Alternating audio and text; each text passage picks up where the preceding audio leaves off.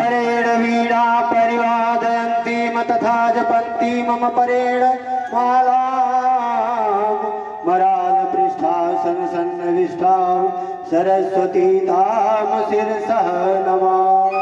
अक्षर को चढ़ा दे, सरस्वती नमः। अक्षर को चढ़ा दे। यहाँ बजरायु भागवत भगवान को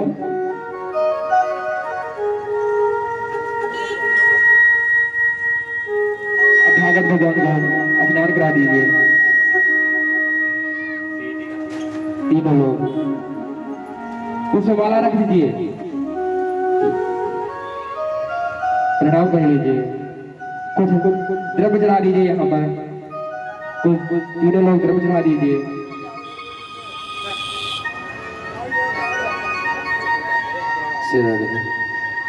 राधे जी जी राधे।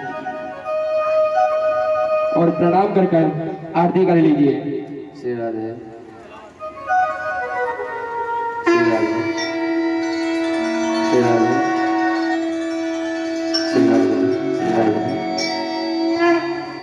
श्री राम श्री राम श्री राधे। जय श्री राम श्रीमन नारायण श्री राधे श्री राधे श्री राधे। जय श्री राम जय श्री राम श्री राधे। भागवत भगवान की है आरती, पापियों को पाप से है तारती।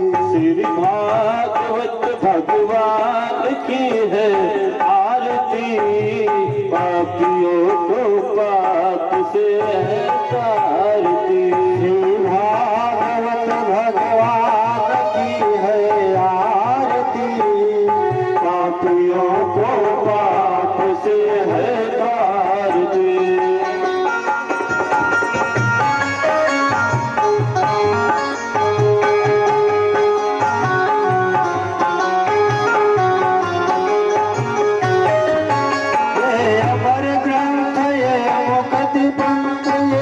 पंचम वेद निराला, नव ज्योति जगाने वाला। ये अमर ग्रंथ ये मूर्ति पंथ ये पंचम वेद निराला, नव ज्योति जगाने वाला। ये अमर ये मुकुट पंथ ये पंचम वेद निराला, नव ज्योति जगाने वाला। पंच ये पंचम वेद निराला, नवज्योति जगाने वाला। हरि नाम यही हरि धाम यही, हरि नाम यही हरि धाम यही है मंगल की आरती। पापियों को पाप से है तारती। श्री भागवत भगवान की है आरती, पापियों को पाप से है तारती। भगवान की है आरती, पापियों को पाप से है तारती। शांत गीत पावन पुनीत पापों को मिटाने वाला, हर रस कराने वाला। ये शांत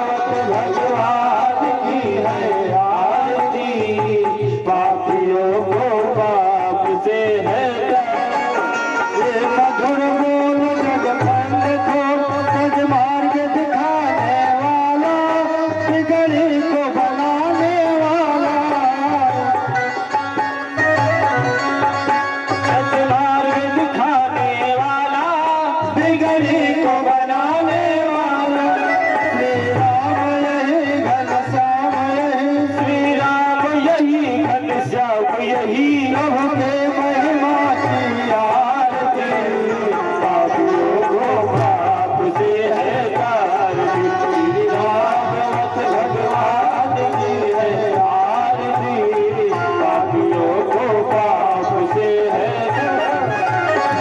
पापियों को पाप से है तारती, पापियों को पाप से है तारती। बोलिए हनुमान जी महाराज की जय। श्री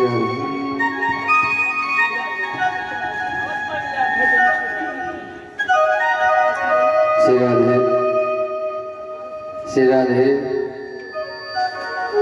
जय सिया राम। जय जय सिया राम। श्री राधे। जय जय सिया राम। श्री राधे। जय सिया राम। जय जय सिया राम। श्रीमन नारायण। श्री राधे। जय सिया राम।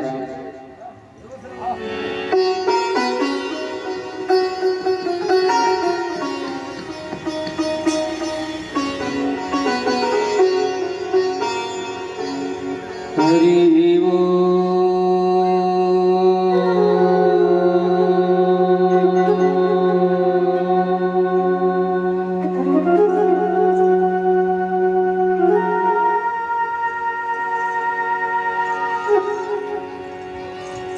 नारायण नमस्कृत्यं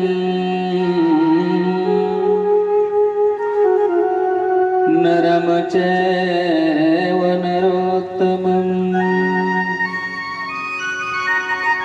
देवीं सरस्वतीं व्यासं ततो जयमुदीरयेत्।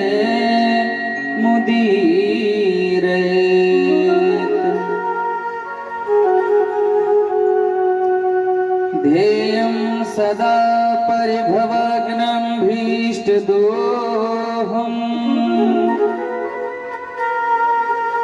तीर्थास्पदं शिवविरञ्चुनितं शरण्यम्।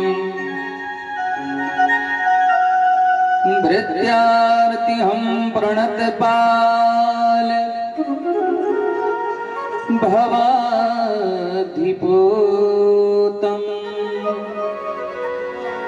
वन्दे महापुरुषते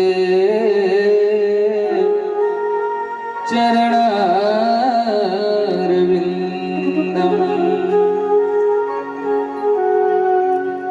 त्यक्त्वा सुदस्त्यज सुरेशतिराजलक्ष्मी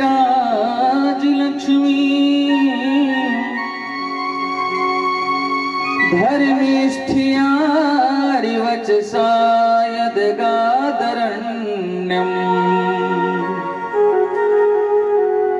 मायामृगं दैत्येप्सितिमन्मधावद् वन्दे महापुरुषते चरणारविन्दम्।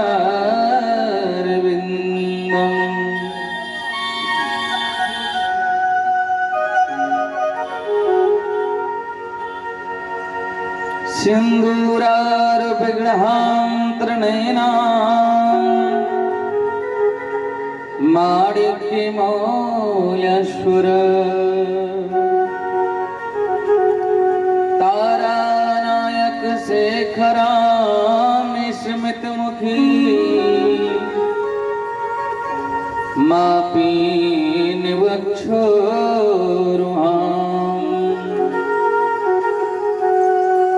पाणिभ्यामलिपूर्णरत्नचषकम्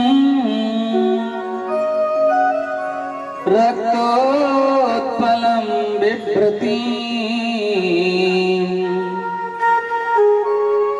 सौम्यां रत्नघटस्थिरक्तचरणाम् ध्यायेत् पराम्बिकाम्।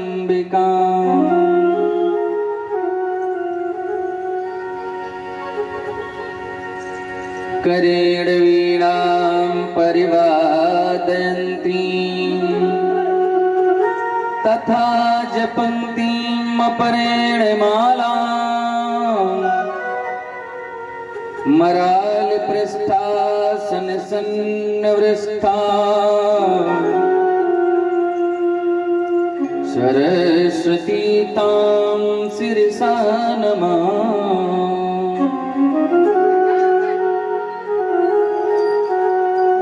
उद्दद्भानुसहस्रसन्निभतनुः पीताम्बरालङ्कृतः प्रोज्ज्वालानलदीप्यमाननयनो निष्पीष्टरक्षो गणा शंबरतो दतिवारदो धतर्वः प्रोच्चैर्गदा बिभ्रमः श्रीमान् मारुतिनन्दनं प्रतिदिनं ध्यायो विपद्भञ्जनः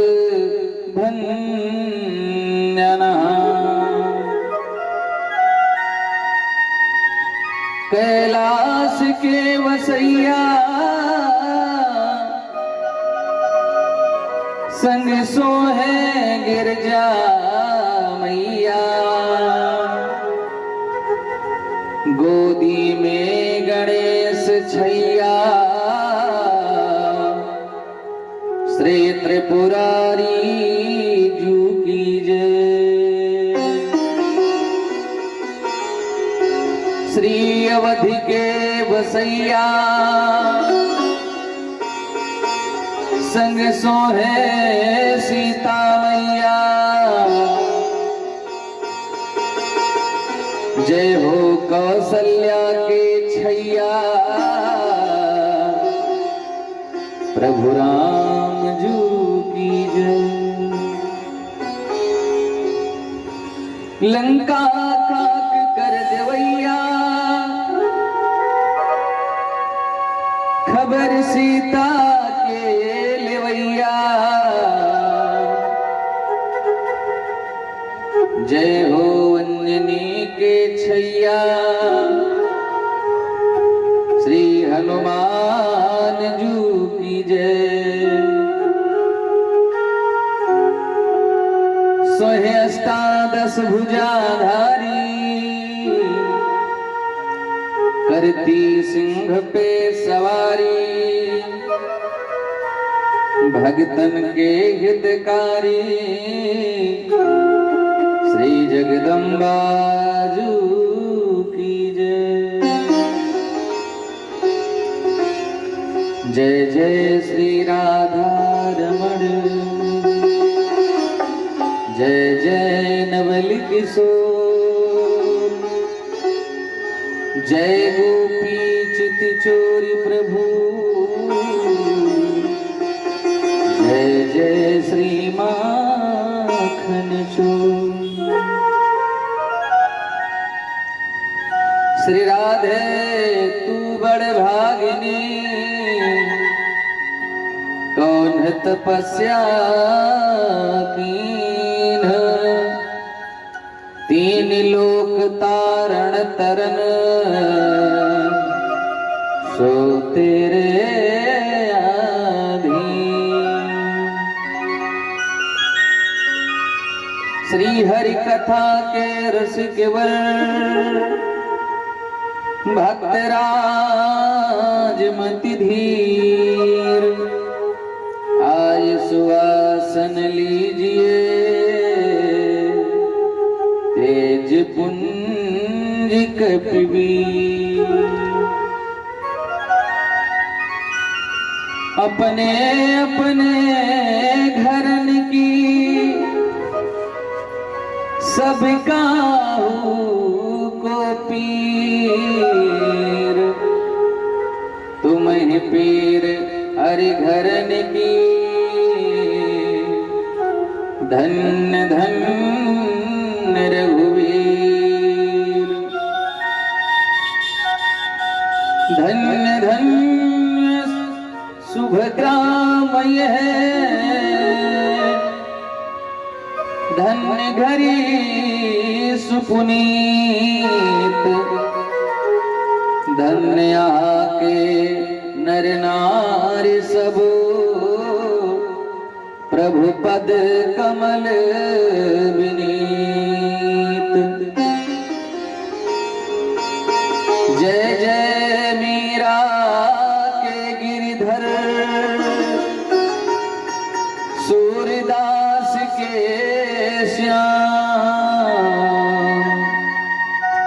नरसी के प्रभु साहस संवरिया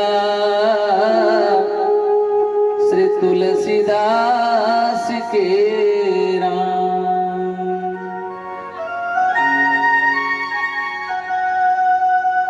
अखिल ब्रह्मांड आधिनायक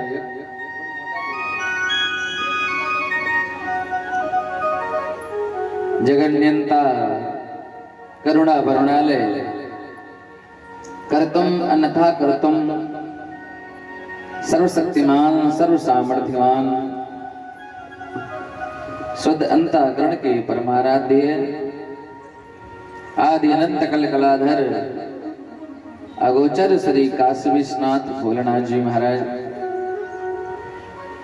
श्री राघवेंद्र सरकार प्रभु राम माता सिया भरत सहित सभी भाई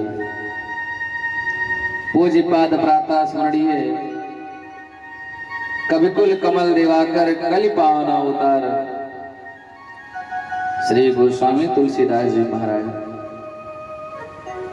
बाल्मीकि जी महाराज एवं वेद व्यास जी महाराज परम्बा जगदम्बा भगवती दुर्गा महाकाली महालक्ष्मी महासरस्वती वेद भगवान माता गायत्री सनातन धाम में विराजमान शिष्य में मैया पूज्य चरण शरण श्री राधा जी रमण वृंदावन बिहारी लाल भगवान के वांगमय स्वरूप श्रीमद् भागवत महापुराण एवं इस यज्ञ में पधारे हुए सभी देवी देवता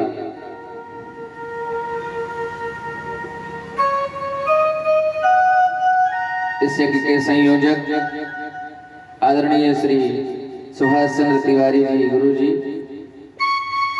एवं इस यज्ञ के परीक्षित स्वरूप हरिपाल सिंह एवं उनके सभी सहयोगी गण इस कथा पांडाल में उपस्थित सज्जन वृंद भक्तगण भाई भाई हो मां सतियों के चरित्रों का अवलोकन करने वाली सती सावित्री सुइया गार्गी नर्मदा के पद चिन्हों पे चलने वाली हमारी माताएं बहनें भक्ति स्वरूपा देवियों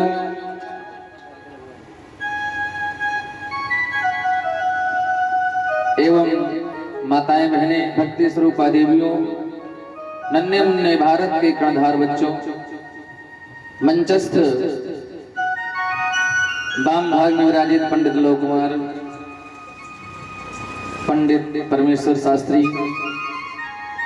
ढोलक पर संगत करते हुए पंडित गोविंद तिवारी जी आर्गन पर आनंद देते हुए भैया श्री सुरेश जी एवं इस समस्त क्षेत्र के सम्मानीय माननीय प्रतिष्ठित लोग सबको इस मंच से हरिश्चंद्र शास्त्री का एक बार जय जय श्री राम। जय जय श्री राम। कथा के आज द्वितीय ज्ञान सत्र में हम लोग उपस्थित हुए हैं। आइए हम लोग कथा के पूर्व भगवत संकीर्तन प्रेम से गाएं।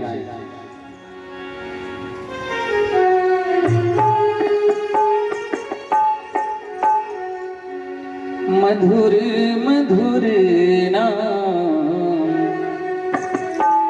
सीताराम सीताराम मधुर मधुर नाम सीताराम सीताराम मधुर मधुर नाम सीताराम सीताराम मधुर मधुर नाम सीताराम मधुर मधुर नाम सीताराम सीताराम मधुर मधुर नाम सीताराम सीताराम मधुर मधुर नाम सीताराम सीताराम मधुर मधुर नाम सीताराम सीताराम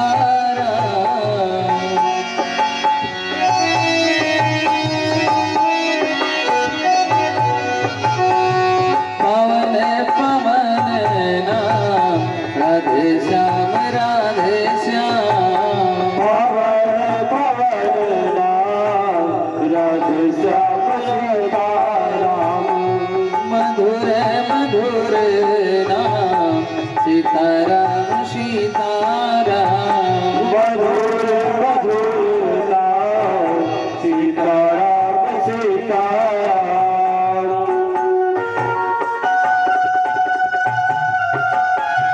सब लोग ताली बजाते भाव से बोलेंगे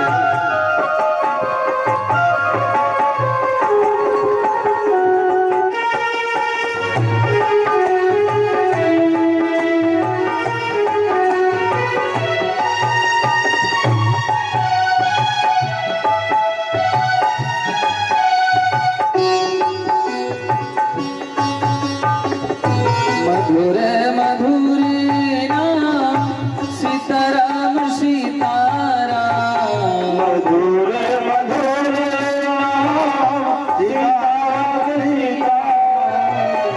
मधुर मधुर नाम सीताराम मधुर मधुर नाम सीताराम सीताराम प्यारा प्यारा नाम राधे श्याम राधे श्याम प्यारा प्यारा नाम राधे श्याम राधे श्याम मधुर मधुर नाम सीताराम सीताराम मधुर मधुर नाम सीताराम सीताराम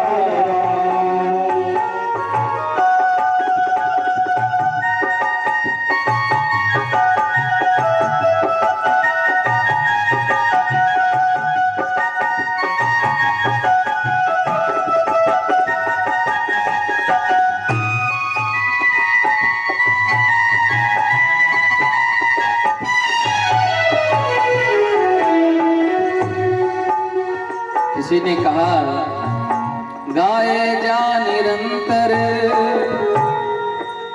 श्री राम जानकी के गुण गाए जा निरंतर श्री राम जानकी के गुण राम नाम मंत्र नित्य वाणी को जपाए जा पाए जा पदार्थ चार संतों की संगत में उन्हीं का संदेशा शुभ सबको सुनाए जा नाए जा शीस राजेश गुरु चरण मध्य भूल के कुसंग में न खुद को मिलाए जा और नाए जा शीस राजेश गुरु चरण मध्य भूल के कुसंग में न खुद को मिलाए जा लाए जा पवित्र भाव अपनों में मेरे मन भागवती गंगा में डुबकी लगाए जा मधुर मधुर नाम सीताराम सीताराम मधुर मधुर नाम सीताराम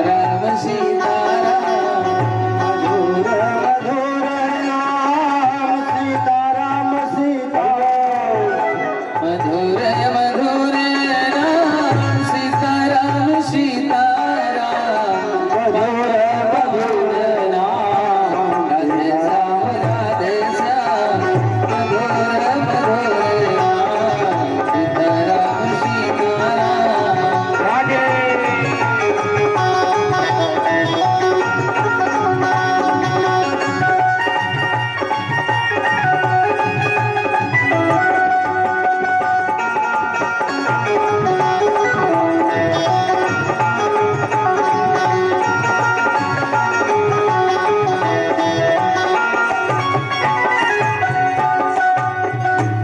बोलिए सच्चिदानंद भगवान की जय हो श्री काशी विश्वनाथ भोलेनाथ की जय हो श्री अध्यायनाथ भगवान की जय हो श्री हनुमान जी महाराज की जय हो सब देवतन की जय हो सब तीर्थन की जय हो माता पिता की जय हो गुरुदेव भगवान की जय हो श्रीमद् भागवत महापुराण की जय हो जय जय श्री सीताराम।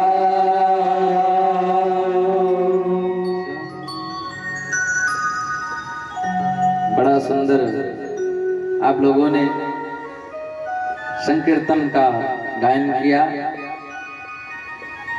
हम लोग कथा में प्रवेश करें। भागवत के अंतर्गत बड़ा सुंदर वर्णन आया है। श्री सूत जी महाराज जी सोनक का दृश्यों से वर्णन करते हैं। भक्ति की पावन कथा। भक्ति के ही पुत्र हैं ज्ञान और वैराग्य। भक्ति क्या है? भक्ति भगवान की प्राण वल्लभा शक्ति है। जो भक्ति को प्राप्त कर लेता है वो भगवान को प्राप्त कर लेता है। भगवान तो कहते हैं कि मैं अपने भक्त का भी भक्त बन जाता हूं। एक बार एक ज्ञानी में और भक्त में चर्चा होने लगी। ज्ञानी कहता है कि भगवान मुझसे अधिक प्रेम करते हैं। भक्त कहता है प्रभु हमसे अधिक प्रेम करते हैं। अब चर्चा होने लगी कि भगवान किससे ज्यादा प्रेम करते हैं। वो कहे कि हमसे प्रेम करते हैं, ज्ञानी कहे हमसे प्रेम करते हैं। दोनों ने विचार किया, चल करके प्रभु से ही पूछ लेते हैं कि आप ज्ञानी से प्रेम करते हैं या भक्त से प्रेम करते हैं। दोनों पहुंचे भगवान के पास। भगवान ने देखा कि मेरे द्वार पर दोनों मूर्ति आए हैं एक साथ में, भक्त और ज्ञानी दोनों विराजमान हैं। पूछा ये तो चंबो की बात है, ये चंबा कैसे हो गया? एक ज्ञानी और भक्त दोनों साथ में कैसे? बोले महाराज मैं वैसे नहीं आया हूं, हम लोग यहाँ एक झगड़े को सुलझाने के लिए आए हैं। भगवान ने कहा कैसा झगड़ा? बोले महाराज आप बताओ कि आपको ज्ञानी अधिक प्रिय है कि भक्त अधिक प्रिय है? भगवान ने बड़ा सुंदर जवाब दिया।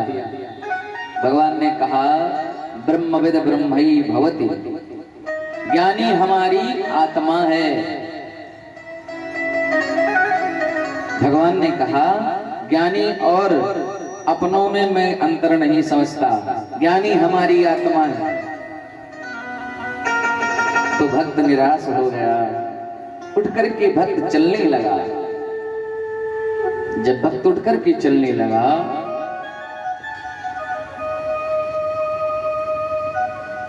तो भगवान ने कहा भक्तराज क्यों जा रहे हो? भक्त ने कहा महाराज अब तो सुन लिया जो सुनना था। आपने कह दिया कि ज्ञानी हमारी आत्मा है, तो जब ज्ञानी आपकी आत्मा है तो मैं तो कुछ नहीं हूं। भगवान ने कहा नहीं नहीं, पहले पूरी बात सुनकर तो जाओ। भक्त ने कहा निराश मन से बोलिए प्रभु क्या कहना चाहते हैं? भगवान ने कहा कि भक्त सुन लो, ज्ञानी हमारी आत्मा है लेकिन भक्त, बोले भक्त हमारा परमात्मा है। मैं तो अपने भक्त का भी भक्त बन जाता हूं। तो भक्ति जहां है वहीं भगवान है। भक्ति क्या है? भक्ति जब हम लोग करने लगते हैं या भक्ति का हमारे जीवन में आगमन हो जाता है तो व्यक्ति बहुत निर्मल हो जाता है। निर्मल क्या है? निर्मलता आ जाती है, सरलता आ जाती है। सरल शब्द में 3 अक्षर हैं, सा और रा और ला।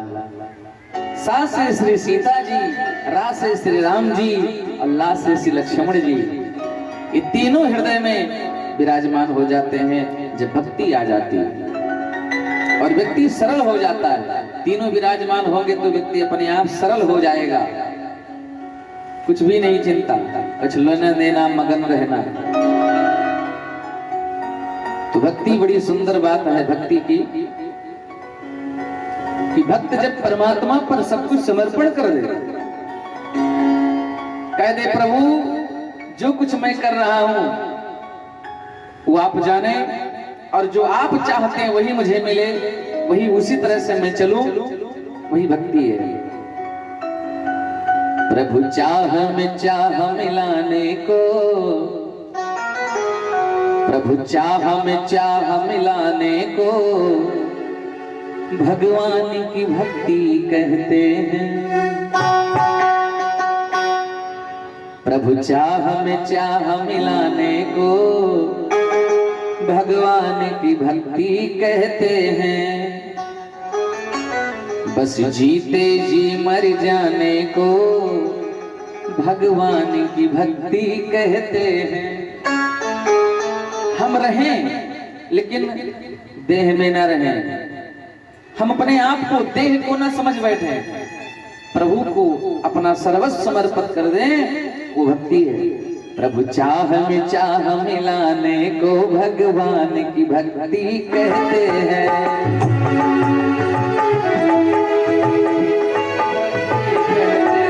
बस जीते जी मर जाने को भगवान की भक्ति कहते हैं।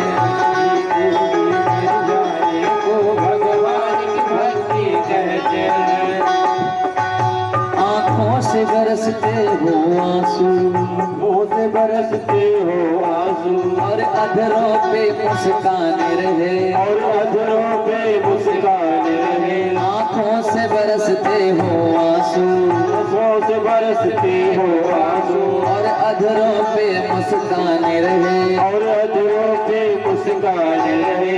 संग में रोने गाने को भगवान की भक्ति कहते हैं।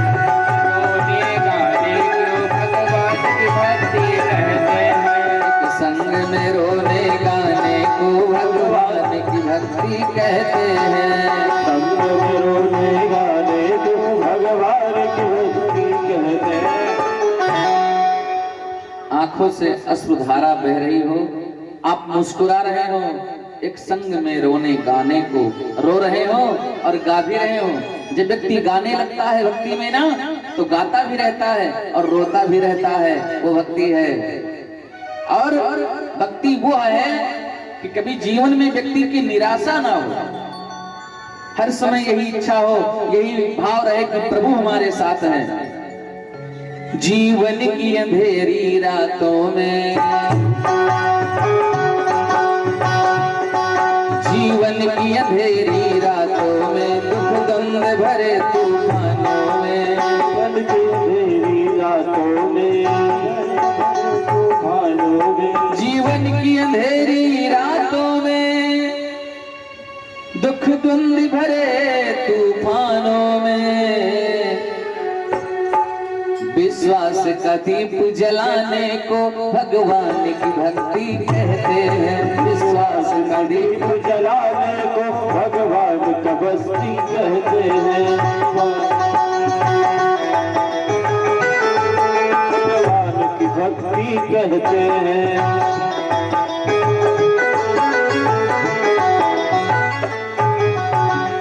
विश्वास बना रहे, भक्ति वो है बंधु। भक्ति वही है।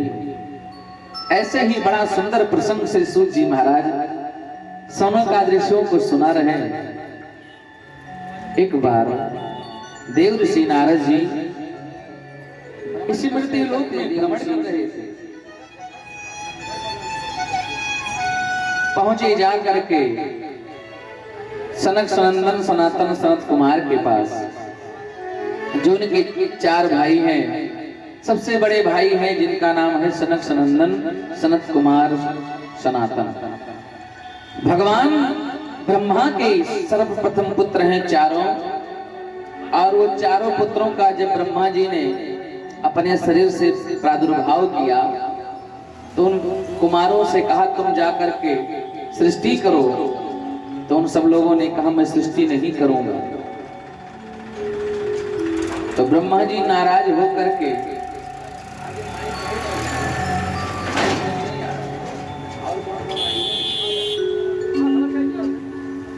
ब्रह्मा जी ने कहा तुम बच्चों जैसी बात करते हो, जाओ तुम बच्चे ही रहोगे। अब ब्रह्मा जी के जो प्रथम पुत्र हैं सनक सनंदन सनातन सनत कुमार, ये चारों कुमार बिल्कुल अवस्था 5 वर्ष बालक की तरह है। ये केवल 5 वर्ष बालक की तरह है। तो आदि के आदि बड़े से बड़े हैं, लेकिन इनकी अवस्था केवल 5 वर्ष ही है। एक लंगोटी पहने हुए नंग धड़ंग घूमते रहते हैं। नारद जी वहीं पहुंच गए। बड़ा सुंदर भाव है। एक दाही विशालायाम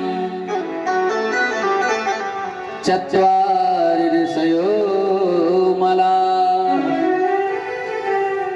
सत्संगार्थं समायाता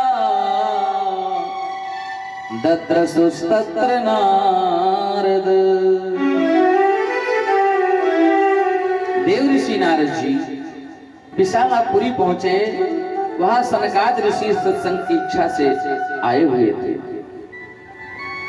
वहां का नाम विशालापुरी इसलिए पड़ा क्योंकि एक विशाल नामक राजा थे, जिनके राजा के नाम से ही उस स्थान का नाम विशालापुरी पड़ा।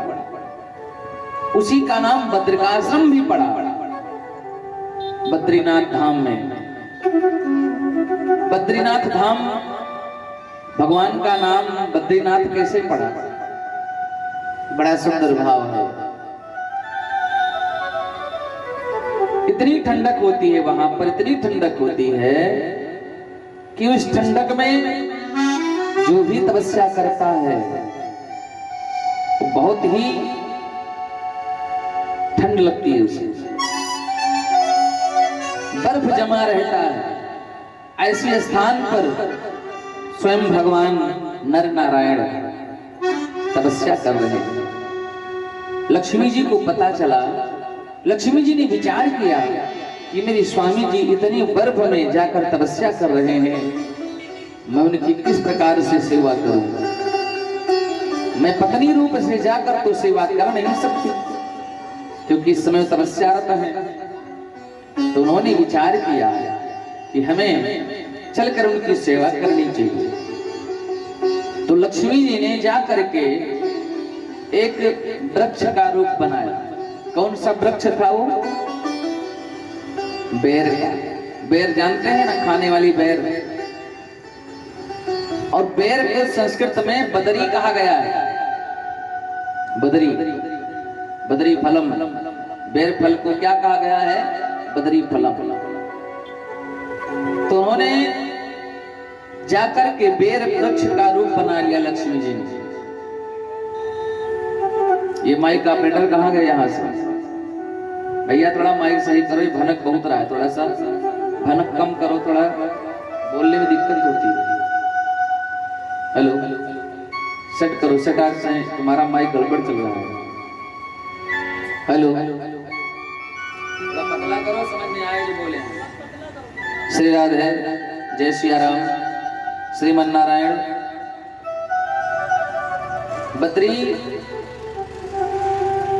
बदरी का रूप बनाकर लक्ष्मी जी ने जाकर भगवान नर नारायण के ऊपर छांव कर लिया।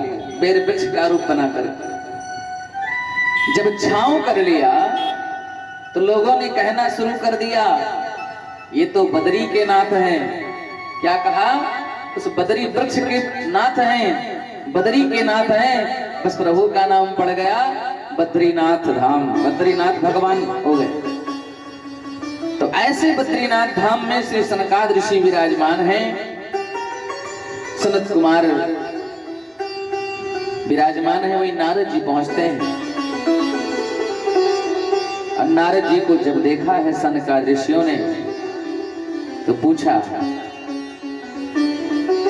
कथम दीन मुख, आपका मुख दीन क्यों है? कुतस्यन्ता तुरो भान,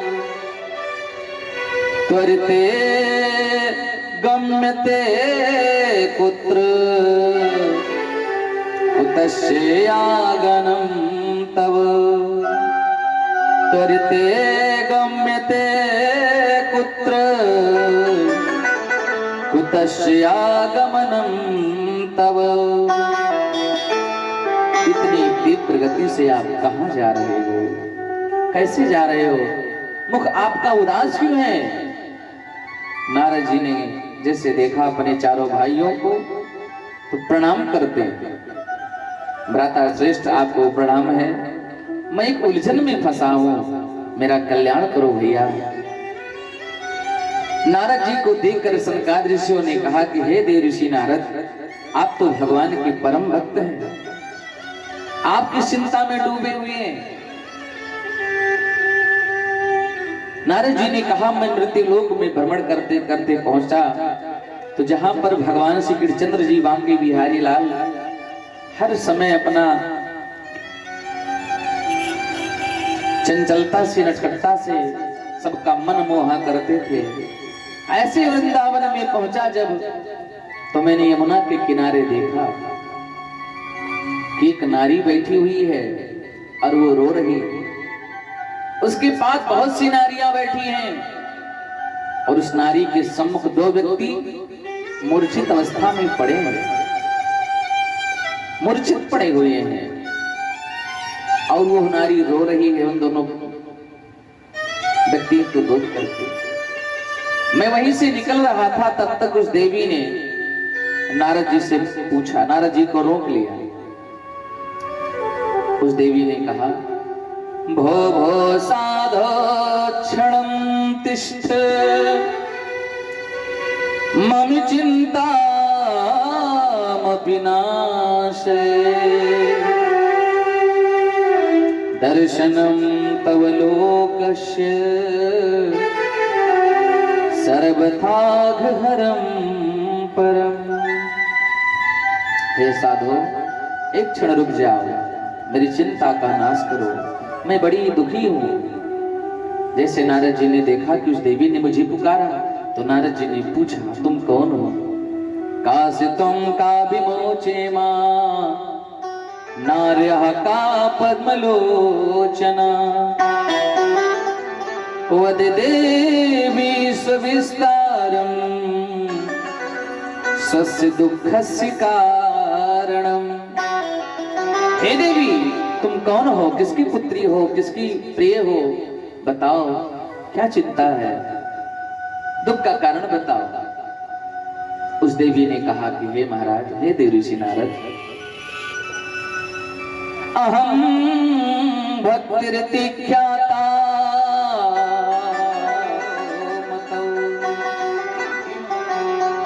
मैं भक्ति हूं। ये दोनों पुत्र जो सामने पड़े हुए हैं वृद्धावस्था में, ये मेरे दोनों पुत्र हैं।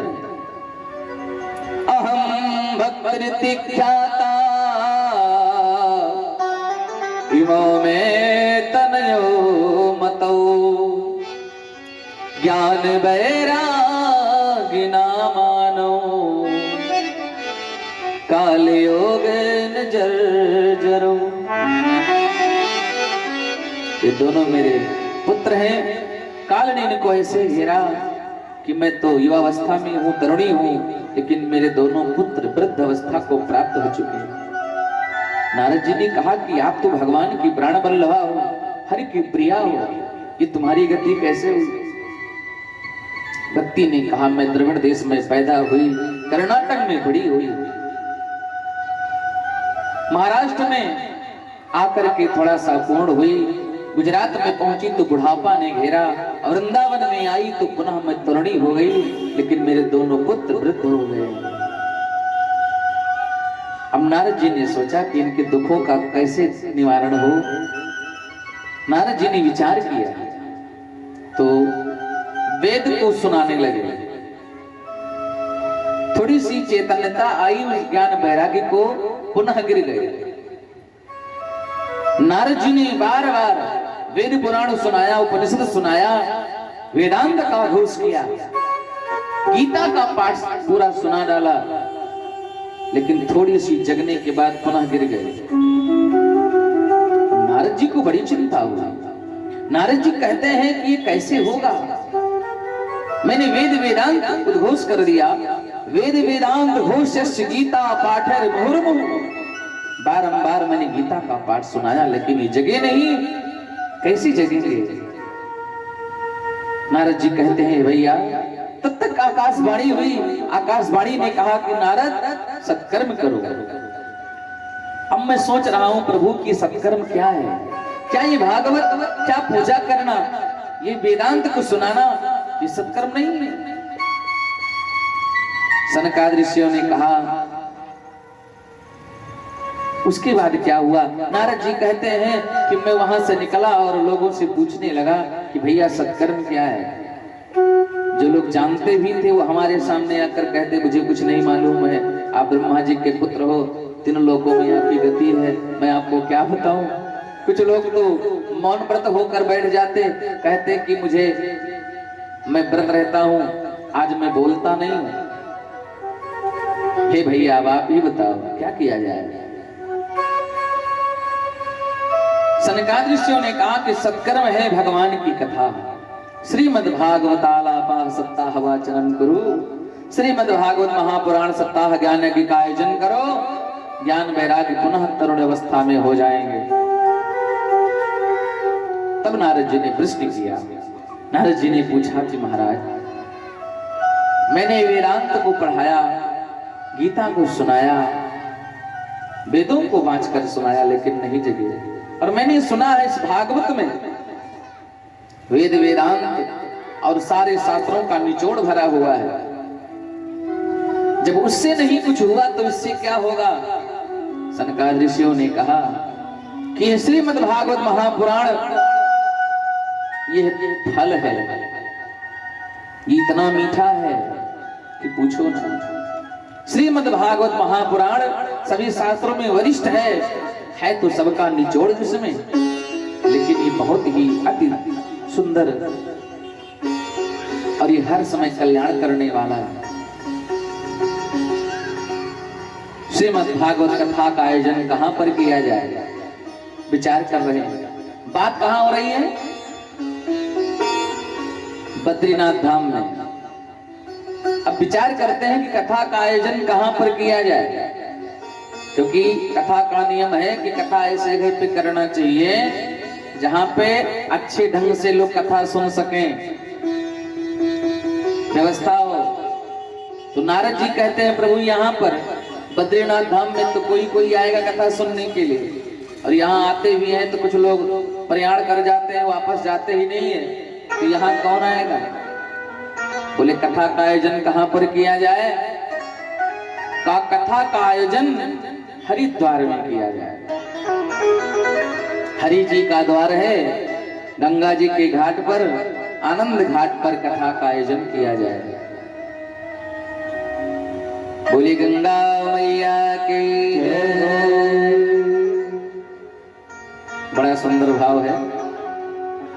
अपने को पावन बनाने से पहले, देखिए अगर अपने आप को पावन बनाना है तो गंगा मैया को भी स्वच्छ रखना है। बड़ा सुंदर भाव है, इस गीत के माध्यम से सुने। अपने को पावन बनाने से पहले पतित पावनी का पतन रोकना है। अपने को पावन बनाने से पहले पतित पावनी का पतन रोकना है।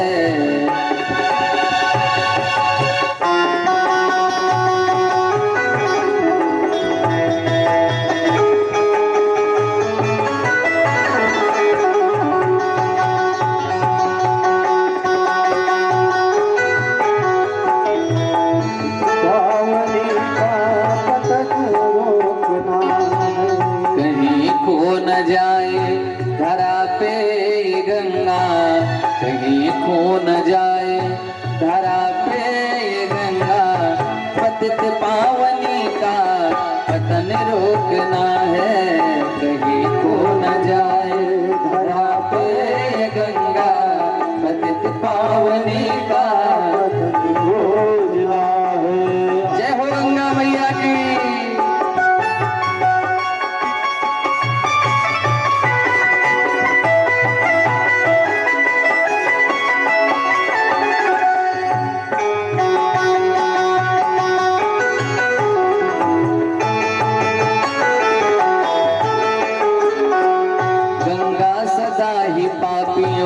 तारती रही गंगा, सदा ही पापियों को तारती रही। भक्तों के अपने काज को संवारती रही, भक्तों के अपने काज को संवारती रही। हर हर गंगे कह के दुनिया पुकारती रही, हर हर गंगे कह के दुनिया पुकारती रही। भक्तों के अपने काज को संवारती रही।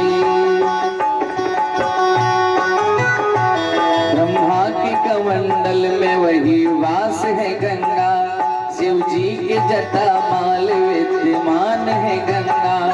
अवनी पे आज भी विद्यमान है गंगा, लेकिन कलिकाल में लोगों से परेशान है गंगा, लोगों से परेशान है गंगा। कलिकाल में लोगों से परेशान है गंगा। विधना के कमंडल की वही शान है गंगा, शिव जी के जटा माल विद्यमान है गंगा। अवनी पे आज भी गतिमान है गंगा, लेकिन फिर भी कली काल में परेशान है गंगा, फिर भी कली काल में परेशान है गंगा। कहाँ खो गई वो, कहाँ खो गई दूध की जैसी धारा, कि हर हर की ध्वनि अब नहीं हो रही है। सदा पूछती आई जो आंसू सभी के, वो हालात पे अपने खुद रो रही है। अपने को पावन बनाने से पहले पतित पावनी का पतन रोकना है। कहीं खो न जाए धरा पे गंगा, पतित पावनी का पतन रोकना है।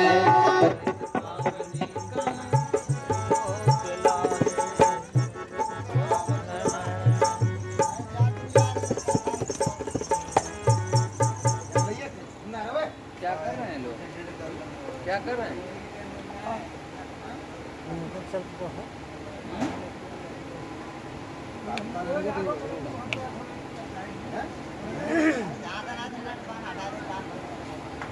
क्या कर रहे हैं सब? क्या हो रहा है? कहाँ? ये यहाँ पर थे इसको क्यों पकड़े हो? इसको क्यों पकड़े हो? Hello hello hello hello hello hello hello hello hello. बोलिए सच्चिदानंद भगवान की। जय। ये बीच बीच में क्या हो जाता है भैया?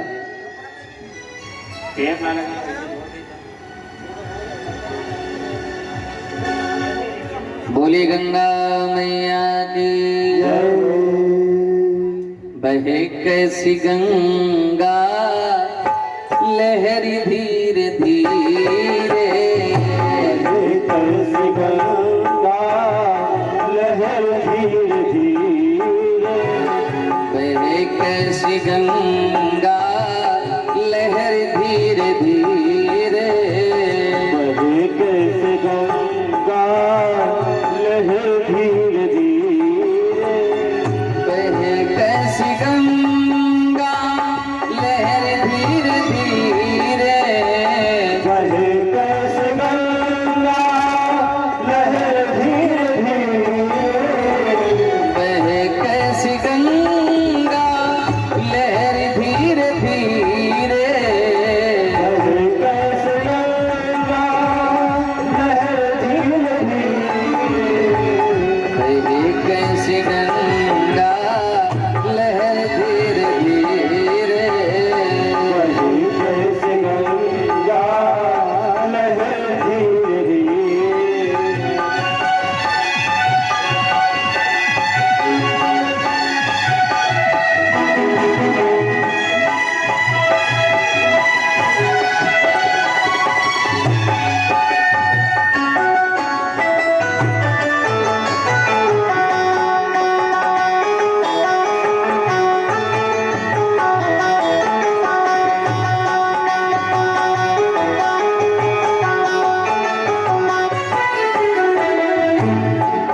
ओ बड़े भाग हैं उनके,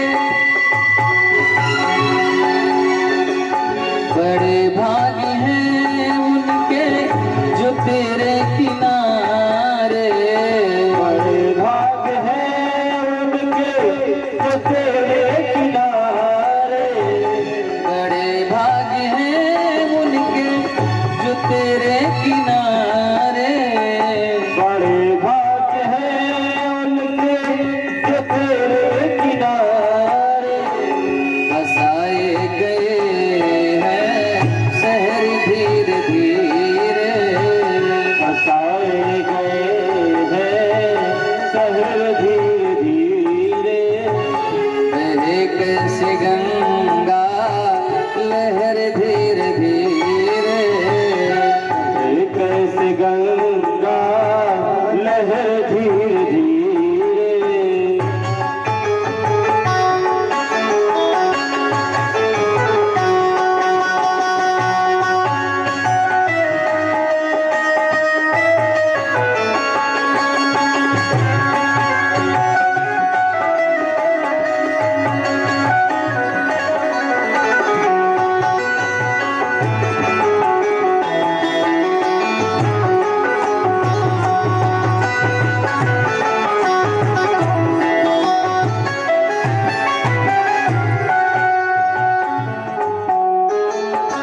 हरिद्वार की कैसी शोभा है माता, हरिद्वार कैसी शोभा है माता, हरिद्वार में कैसी शोभा से माता, हरिद्वार में कैसी शोभा है माता, पहाड़ों से आई उतर धीरे धीरे, पहाड़ों से आई उधर धीरे धीरे, बहे कैसी गंगा लहर धीरे धीरे, बहे कैसी गंगा लहर धीरे धीरे।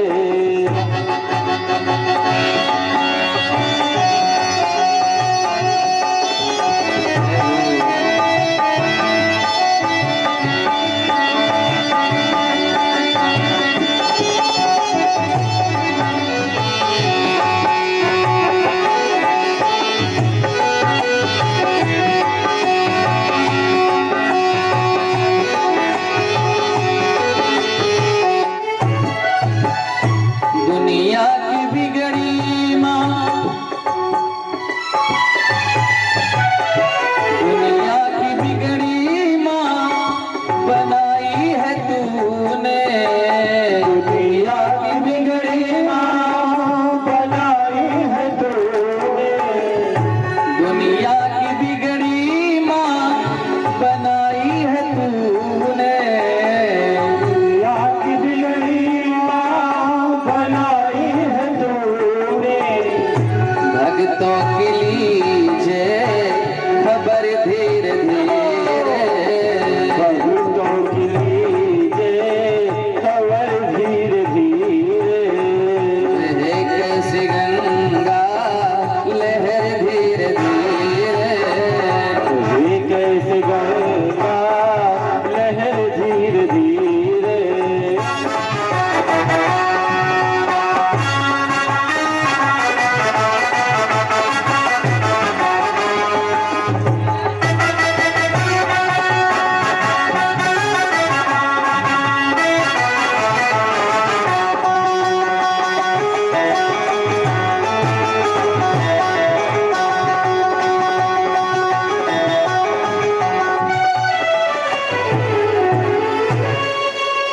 बोलिए गंगा मैया की जय हो। आज आनंद घाट पर हरिद्वार में कथा का आयोजन करने का व्यवस्था बनाया गया। श्री नारद जी भगवान आकर के सुंदर व्यवस्था बनाते हैं। गंगा के किनारे बड़ी सुंदर रम्य स्थान पर व्यास मंच तैयार किया गया। सनकादिक ऋषि आकर के चारों कुमार विराजमान हुए और कथा शुभारंभ होती। कथा शुभारंभ हुई, जैसे कथा शुभारंभ हुई तो अनेक ऋषि वृंद आ गए। भृगुर वशिष्ठस्य च्यवनस्य गौतमो मेधातिथिर्देवल देवरातौ गाधि सुतौ सकल कुंड पिपरादौ भृगुर वशिष्ठस्य च्यवनस्य गौतमौ मेधातिथिर्देवल देवरातौ रामस्तथा गाधि सुतस्य साकलौ मृकुंड पुत्राज पिप्पिलादाः योगेश्वरौ व्यास पाराशरौ च छाया सुखौ जांजलि जन्य मुख्याः सर्वेऽपि मयि सगणः सपुत्र शिष्याः स्वाप्रायु प्रणयेन युक्ता। अनेक ऋषि वृंद आ गए कथा सुनने के लिए। सब बैठ गए कथा सुनने के लिए। बड़ा ही आनंद का समय है।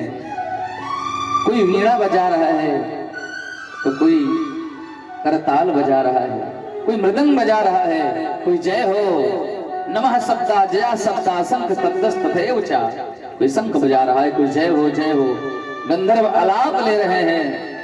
सब लोग आनंद से कथा के लिए संकीर्तन करते हैं। इतने में देखा भक्ति स्तुतौ तौ तरुणो गृहीत्वा प्रेमैक रूपाय सहसा विरासी श्री कृष्ण गोविंद हरे मुरारे नाथेति नामान मुहुर्वदन्ति। भक्ति मैया अपने दोनों पुत्रों के साथ ज्ञान वैराग्य के साथ नाचने लगी। धन्य है भागवत की महिमा। जैसे ही देखा लोगों ने, ये तो भक्ति आ गई।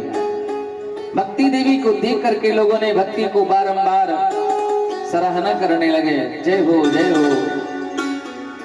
भक्ति मैया पहुंची तो ज्ञान वैराग्य दोनों कुशल से हो गए, ठीक हो गए। भक्ति मैया ने पूछा प्रतिष्ठान मैं कहाँ बैठूं? तो वहां संतों ने कहा कि आप भक्तों के हृदय में विराजमान हो जाओ। अरे आप तो भगवान की प्राण वल्लभा हो, जिसके अंदर भगवान की प्राण वल्लभा भक्ति का विराजमान हो जाए उसके अंदर तो भगवान पहुंच ही जाते हैं। सकल भुवन मध्ये निर्धनास्ते धन्याः प्रविशत हृदयेषां हरिर्भक्तिरेकः हरिरपि निज लोकं सर्वथा तो विहाय प्रविशत हृदयेषां भक्ति सूत्रोपनद्धः। भक्ति जब किसी भक्त के हृदय में विराजमान होती है तो चाहे वो निर्धन क्यों ना हो, भगवान अपने वैकुंठ लोक को त्यज निज लोकम विहाय, अपने निज लोक को त्याग करके और भक्ति के उस भक्त के हृदय में जा करके विराजमान हो जाते हैं। अब आप बताइए कि घर बड़ा सुंदर हो, उसके अंदर भगवान की प्राण वल्लभा भक्ति मैया से समन्वित हो तो भगवान को तो आना ही पड़ेगा।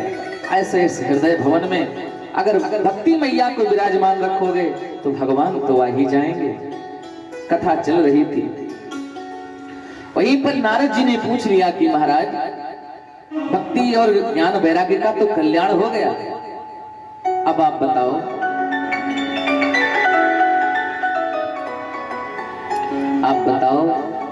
कि इस कथा से किसका किसका कल्याण होता है।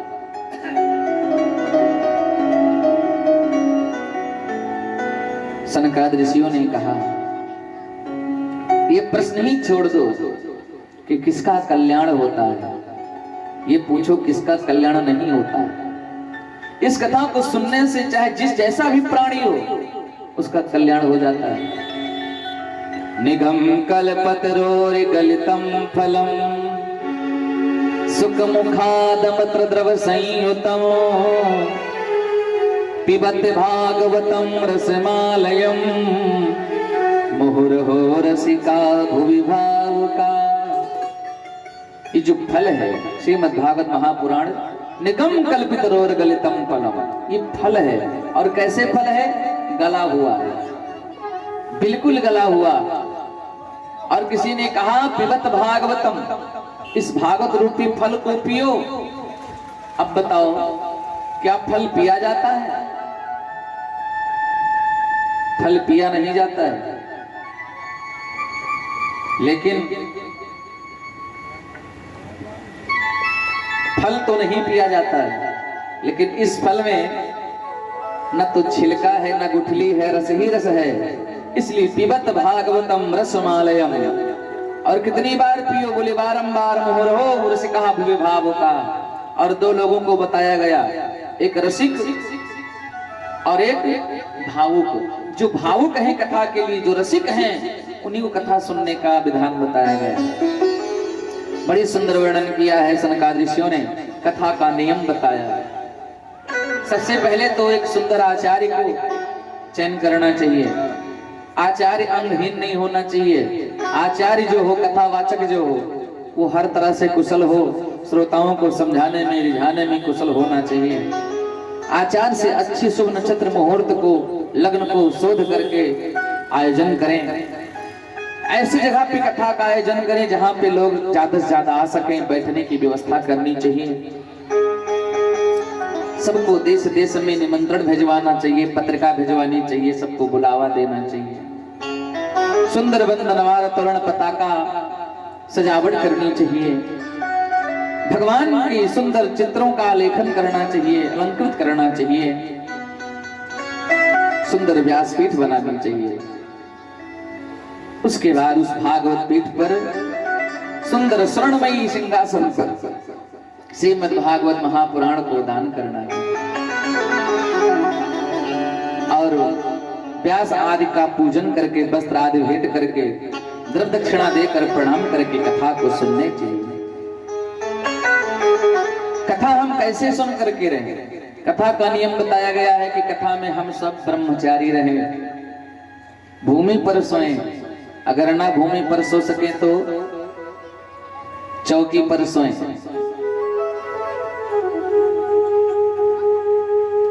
दुष्टों का संग न करें, सत्य बोलें, झूठ न बोलें, क्रोध न करें, आलस्य न करें, बासी अन्न का सेवन न करें, लहसुन प्याज मसूर की दाल, बैगन कुंदरू आदि का भक्षण न करें।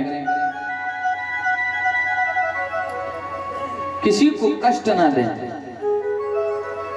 सबसे प्रेम से बोलें, हरिमय हो जाएं। जिस तरह से एक भक्त का भाव होता है, ऐसे उस समय उस यजमान का भी भाव हो जाना चाहिए। विधान में बताया गया, अगर हो सके तो वो केवल जल पी करके 7 दिन तक कथा सुने, अगर ना हो सके तो फलाहार करके रहे, संतुष्टि उससे ना मिले तो भोजन करके रहे। क्योंकि आपका मन यदि भोजन में लगा रहेगा तो भक्ति नहीं हो पाएगी, भजन नहीं हो पाएगा। इसलिए भोजन करें, वो भी ठीक है। तो इसलिए प्रभु महाराज सनकादिक ऋषियों ने बड़ा सुंदर वर्णन किया है, सुंदर वर्णन किया।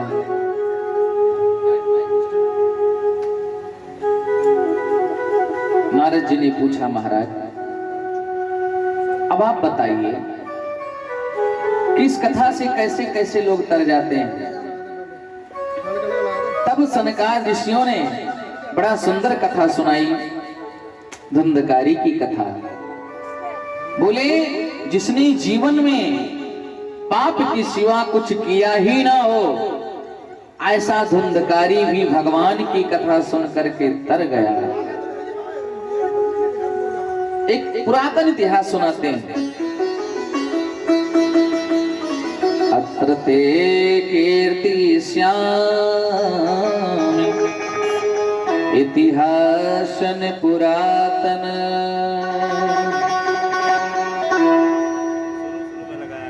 यस्य श्रवण मात्रेण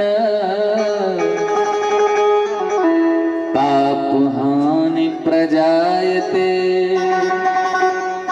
एक पुराना इतिहास सनकादिक ऋषि श्री देव ऋषि नारद जी को सुना रहे हैं। कहते हैं, तुंगभद्रा के तट पर, तुंगभद्रा तटे पूर्वम भूत पत्तनमुत्तमम्, यत्र वर्णः स्वधर्मेण सत सत कर्म तत्परः। तुंगभद्रा नदी के तट पर अनेक ऋषि, अनेक प्रकार के लोग रहते हैं, चारों वर्णों के लोग विराजमान हैं। यत्र वर्णः स्वधर्मेण सत सत कर्म तत्परः।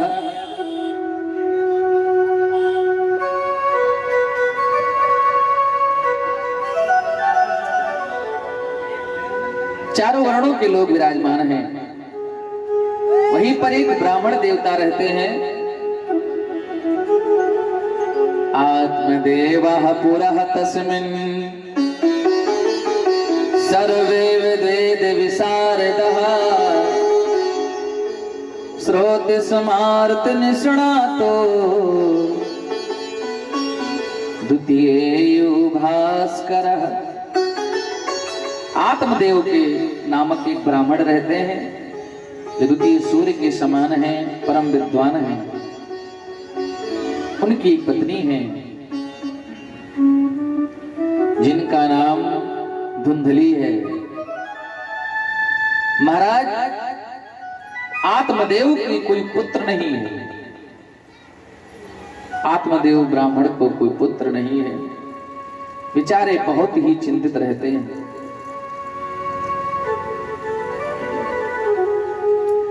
एक पत्नी है, वो भी थोड़ा दुष्ट स्वभाव की है। स्वामी जी कहते कुछ और है, पत्नी करती कुछ और है। बेचारे ब्राह्मण हैं, किसी तरह से जीवन अपना बिता रहे हैं। पुत्र भी नहीं है घर में। बहुत विचार किया, पूजा पाठ कराया, धर्म कराया, लेकिन पुत्र नहीं हुआ। धनार्थं धर्म मार्गेण ताभ्यां नीतं तथापि च न पुत्रो नापि वा पुत्री ततश्चिन्तातुरो भृशम्। कोई पुत्र नहीं है, बहुत ही चिंता में रहते हैं। जिसको पुत्र नहीं है, सबसे बड़ा दुख बताया गया। पुत्र शब्द का क्या अर्थ है? पुत्र नरकस्य तारेत इत पुत्र। एक नरक है जिसका नाम है पुत्र। पुत्र नामक नरक से जो तार दे वही पुत्र है। आत्मदेव ब्राह्मण बेचारे परम विद्वान हैं, विचार करते हैं कि मुझे पुत्र नहीं है। जिसके घर में पुत्र ना हो उसका बिल्कुल आंगन गोदी सोना है। हर सोनी सोनी गोदी लागे,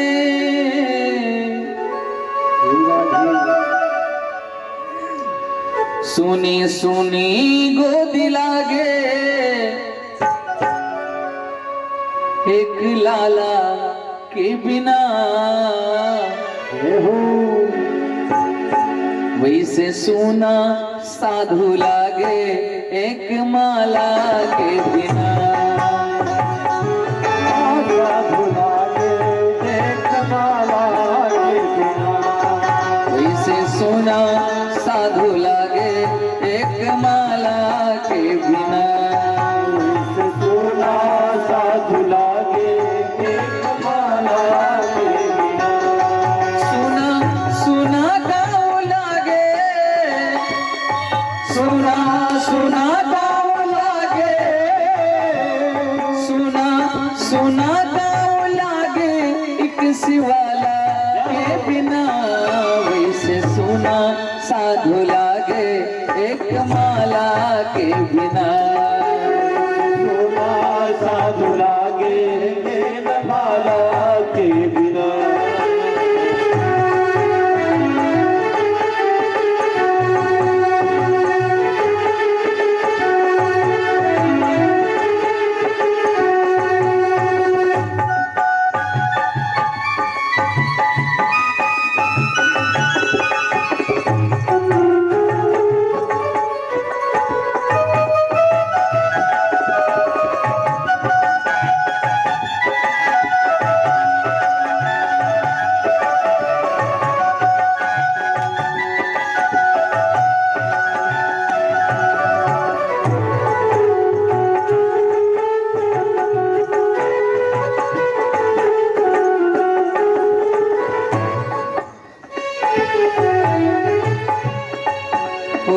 घर वाली बिन घर है सोना, घर आंगन के बिना। घर वाली बिन के बिना। घर वाली बिन घर है सोना, घर आंगन के बिना। घर आंगन के बिना। सोनी सोनी गोद लागे, सोनी सोनी सोनी सोनी गोद लागे, एक लाला के बिना।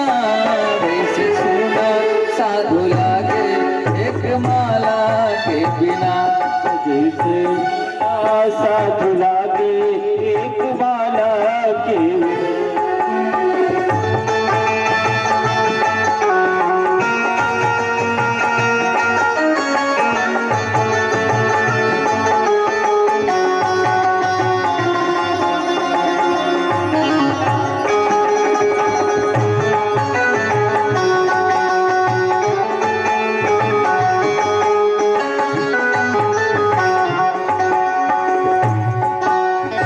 सोनी बेदी बिन पंडित के, पंडित वेद बिना।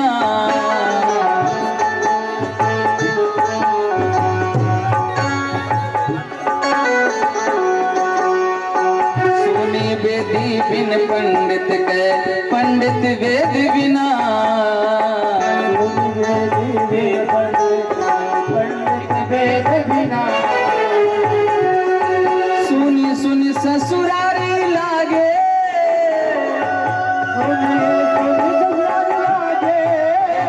साला के बिना। वैसे सोना साधु लागे, एक माला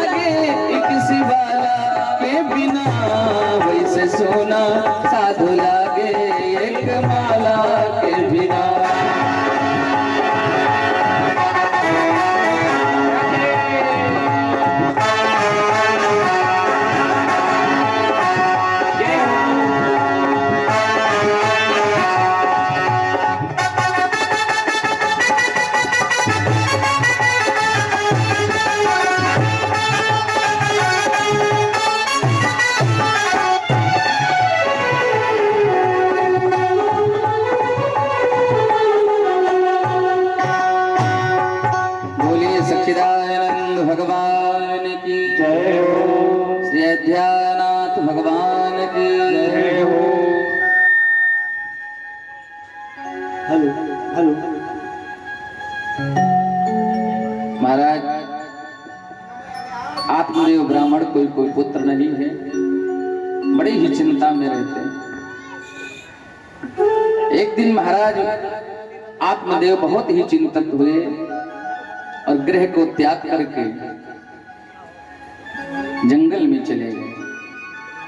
सोचे जब मुझे कोई पुत्र नहीं है तो मैं इस जगत में रहकर क्या करूंगा। घर को त्याग दिया। घर को त्याग करके महाराज पहुंचते हैं जंगल में और वहीं पर बड़ी निराशा से बैठ करके रो रहे हैं। वहीं पर एक संत का आगमन हुआ। एक संत जी आ गए। व्यक्ति के जीवन में यदि संत आ जाएं तो शायद उसका कल्याण हो सकता है। एक संत जी आए। संत जी ने देखा कि ये ब्राह्मण है और ये रो रहा है। कहीं मार्ग भटक गया होगा, शायद भक्ति का मार्ग या कोई और मार्ग भटक गया होगा, उसको मैं बताऊंगा, उसका कल्याण हो जाएगा। संत जी उस ब्राह्मण से पूछते हैं, हे ब्राह्मण देवता, आप क्यों रो रहे हैं? कथम रोदिस विप्रत्वम काते चिंता बलीयसी वदत्तम सत्वरम मह्यम स्वस्य दुःखस्य कारणम। किस लिए रो रहे हो? दुख का कारण क्या है, बताओ। जैसे इतना कहा तो महाराज आत्मदेव ब्राह्मण संत को प्रणाम करने लगे, गिर पड़े चरणों में और कहने लगे, महाराज मुझे कोई पुत्र नहीं है, आपकी कृपा हो जाए तो मुझे पुत्र मिल जाएगा। जब मैं अपने पितरों को जल देता हूं तो मेरे पितर उसको सूंघ करके पीते हैं, गर्म करके पीते हैं, यानी मेरे पितर मेरे जल को स्वीकार नहीं करते क्योंकि मुझे कोई पुत्र नहीं है। ऐसा कहकर आत्मदेव ब्राह्मण रोने लगा। संत ने कहा कि मैंने समझा था कि तू आया है भगवान की भक्ति का मार्ग पूछने और तू घर में जाना चाहता है, पुत्र के मोह में फंसना चाहता है। संत जी ने पूछा तो ब्राह्मण देवता कहते हैं कि हे महाराज, मुझे कोई पुत्र नहीं है और मेरे घर में बहुत दिनों से गैया बंधी है। वो गैया भी बांझ है, उसने भी बच्चा नहीं दिया। और मेरे घर पर बहुत दिनों से वृक्ष लगे हैं, फलदार वृक्ष, लेकिन उसमें फल नहीं है। जैसे इतना कहा तो संत ने बड़ी सुंदर बात कही, मुंचा ज्ञानम प्रजारूपम बलिष्ठः कर्मणो गतिः विवेकम तु समास्याद्य त्यज संसार वासना। संसार वासनाओं को त्याग दो हे ब्राह्मण देवता। कर्म की गति बड़ी बलिष्ठ है, किसको कब क्या मिलना है क्या नहीं मिलना है वो भगवान पर निर्भर करता है।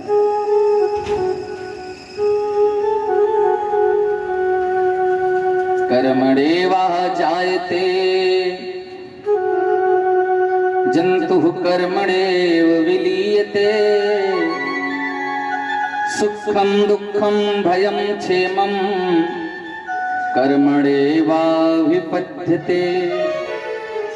कर्म जो होता है उसी के द्वारा सब कुछ प्राप्त होता है, चाहे सुख हो चाहे दुख हो। कर्म प्रधान विश्व करि राखा।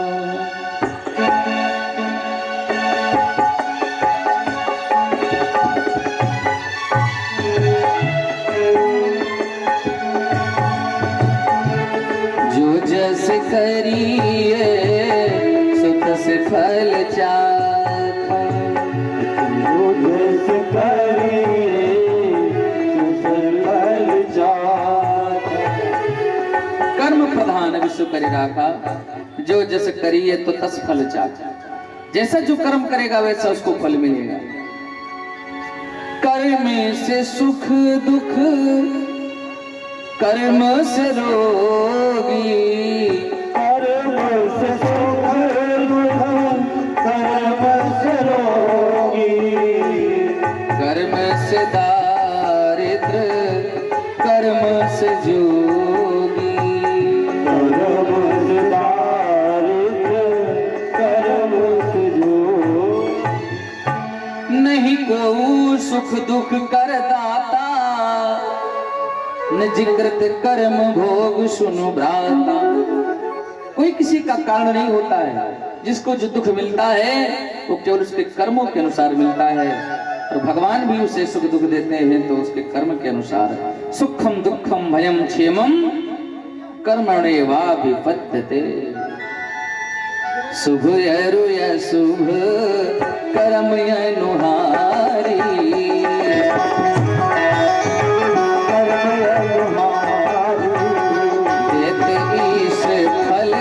हृदय विचारे।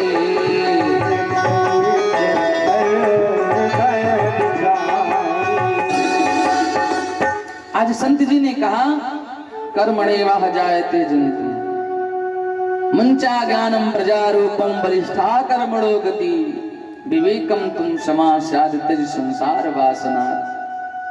अरे क्या सुखी हो जाओगे, ये क्या गारंटी है कि पुत्र हो जाएगा सुखी हो जाओगे। व्यक्ति के जीवन में दुख ही दुख आते रहते हैं। इसका कारण यह है कि व्यक्ति की जो इच्छा है वो कभी पूर्ण नहीं होती।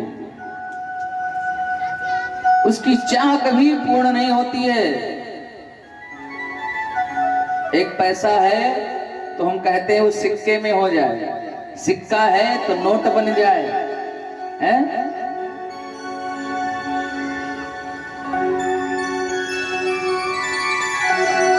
चाह गई चिंता गई चली गई परवाह। जिसके अंदर चाह है वो दुखी रहेगा। चिंता है दुखी रहेगा। चाह होगी तभी चिंता होगी। लेकिन चाह गई चिंता गई परवाह भी नहीं रही।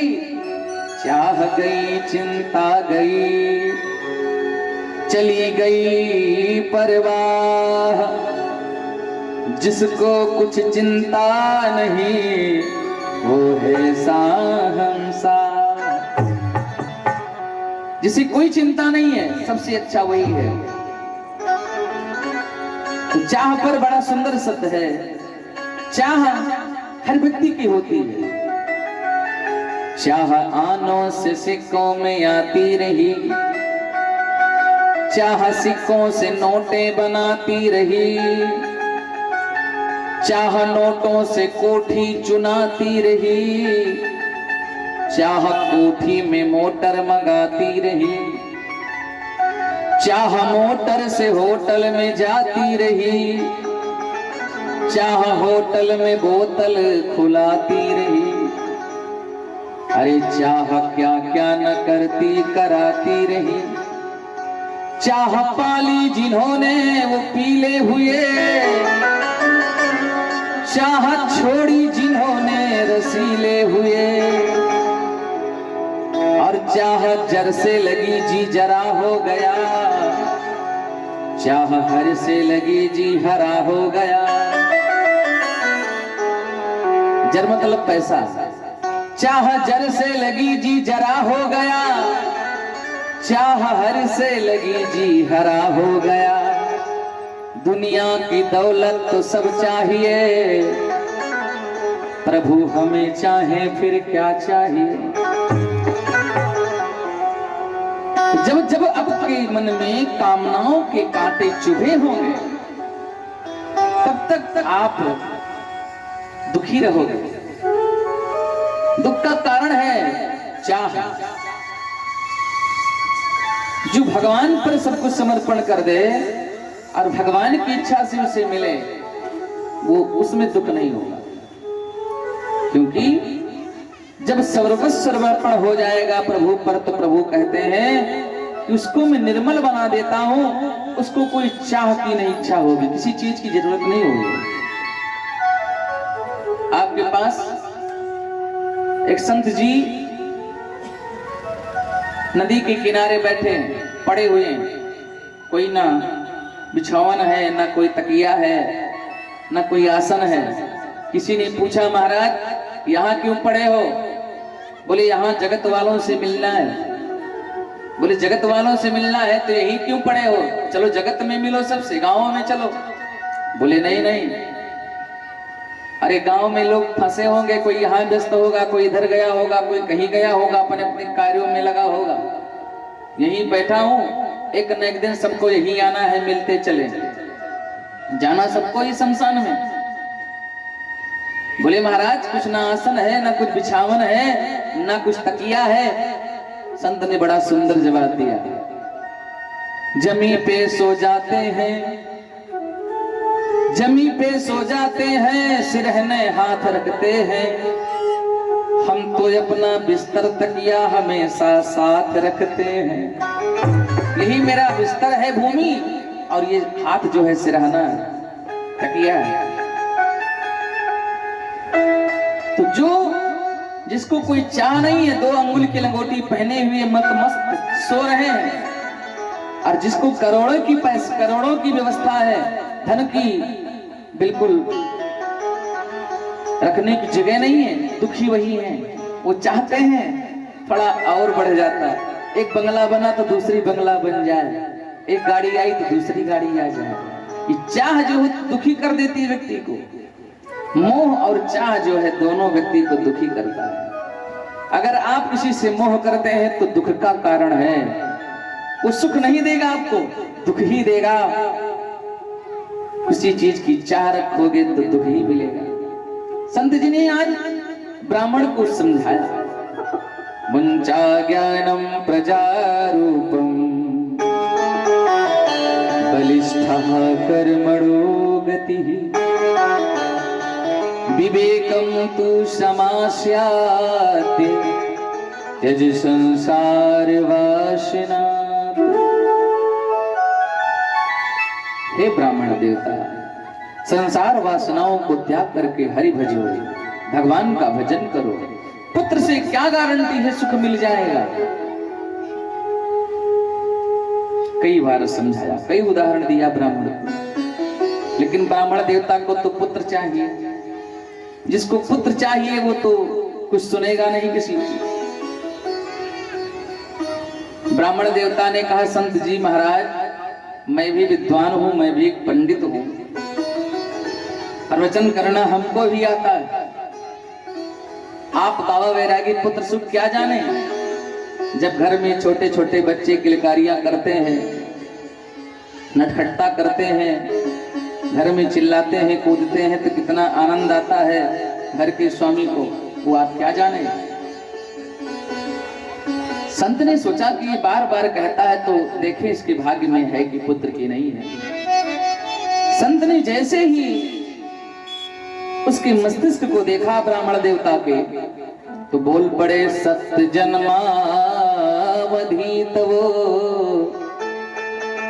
पुत्रो नैव च नैव च। 7 जन्मों तक तुझे कोई पुत्र नहीं हो सकता।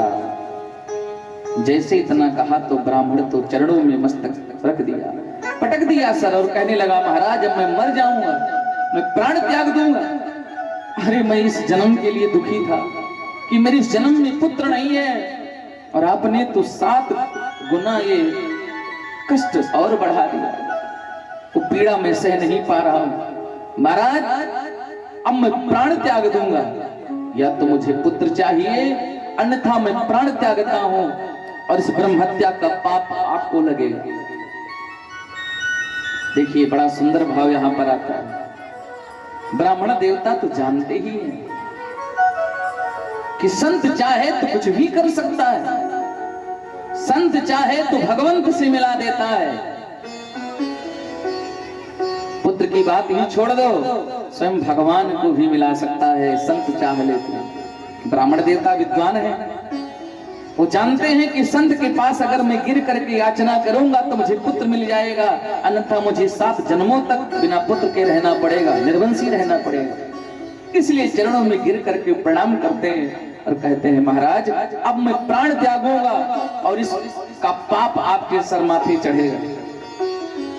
संत ने कहा मैं कहां फंस गया आकर के, ये तो मानने वाला ब्राह्मण है नहीं, इसको पुत्र चाहिए, नहीं देंगे तो मर जाएगा, और ये कह रहा है कि मेरा पाप आपके ऊपर, ब्रह्म हत्या का पाप आपको लगे। संत ने सोचा अब तो कुछ करना पड़ेगा। संत ने अपनी तपस्या लगा दिया। संत के पास कुछ दुर्लभ नहीं है, अच्छे संत के पास जाओगे, चरणों में मस्तक झुकाओगे, प्रणाम करोगे, आपको आनंद की अनुभूति होगी, और वो चाहे तो कुछ भी कर सकता है। संत ने अपनी प्रभुता दिखाई और झोली से एक फल निकाला, उस फल को मंत्र द्वारा आमंत्रित करके उस फल को जैसे ब्राह्मण देवता को दिया। कहा महाराज ले जाओ, इस फल को अपनी धर्मपत्नी को खिला देना, तुझे पुत्र होगा। जैसे उस फल को लिया, ब्राह्मण देवता बारंबार साधुवाद धन्यवाद बारंबार प्रणाम करते हैं संत के चरणों में, कहते हैं महाराज ठीक है आपकी आज्ञा सर्वधार्य है, मैं जा रहा हूं। लेकर के फल को चलने लगे तो पूछा महाराज इस फल को खिलाने के बाद कुछ नियम भी पालने होंगे? बोले हाँ कुछ नियम हैं। नियम क्या है? आपकी पत्नी इस फल को खाए, 1 वर्ष तक एकनिष्ठ होकर के एक ब्राह्मण को भोजन कराए, एक समय एक ही भोजन करे, 1 वर्ष सत्य का व्रत करे, झूठ न बोले। ऐसा कर लेगी आपकी पत्नी तो निर्मल पुत्र की प्राप्ति होगी। ऐसा कह करके आज महाराज संत जी वहां से पधारे, ब्राह्मण देवता अपने घर पे आए, अपनी पत्नी धुंधली को पुकारा, धुंधली सुनती हो? धुंधली ने घर से आवाज लगाई, हाँ बोलिए क्या बात है। बाहर निकली, ब्राह्मण देवता ने उस फल को हाथ में लिया और कहा देवी इस फल को खा लो, मैंने एक संत के द्वारा प्रसाद लेकर के आया हूं, इस फल को खाओगी तो मुझे भी पुत्र होगा। ऐसा कहकर फल को दिया। अब धुंधली जो है ना, धुंधली का अर्थ ही होता धुंधलापन, जो दिखे ना। सर्प है कि रस्सी है, भ्रांतियां कब होती धुंधलेपन में? धुंधलापन है, आप देखोगे शायद रस्सी है कि सर्प है। अगर रात्रि होगी तो कुछ दिखेगा ही नहीं, और अगर प्रकाश होगा तो स्पष्ट दिखाई देगा। धुंधलेपन में व्यक्ति को कुछ दिखता नहीं। तो उसने फल को लिया, सोचती है न जाने कैसा फल है, खा लूं, कहीं झाड़ फूक के तो महाराज नहीं लेके आए। फल को लिया, विचार कर रही है। स्वामी जी ने कहा देवी इस फल को खा ले। धुंधली ने कहा हाँ महाराज खा लूंगी, लेकिन अभी स्नान नहीं की हूं, स्नान आदि करके फिर इस फल को खाती हूं। फल को ले लिया। ब्राह्मण देवता बताकर चले गए फल को खा लेना, बोली हाँ खा लूंगी। वो तो ब्राह्मण देवता बाहर चले गए, उस फल को लिए बैठी। तब तक एक पड़ोसन आ गई। पड़ोसन ने धुंधली को देखा कि ये फल को लिए बैठी है और विचार कर रही है। पूछा उसने कि बहन ये तू हाथ में क्या लिए हुई है? धुंधली ने कहा कि हमारे स्वामी जी एक संत से एक फल को लेकर के आए और कहते हैं इस फल को खा लो तुझे बच्चा हो जाएगा। अब आप बताओ क्या फल खाने से बच्चा होता है? पड़ोसन ने कहा कि बहन हो भी सकता है, संत का आशीर्वाद लग जाए तो हो भी सकता है। धुंधली ने कहा मुझे तो नहीं लगता। बोले नहीं लगता फिर भी खा लो, क्या जा रहा है?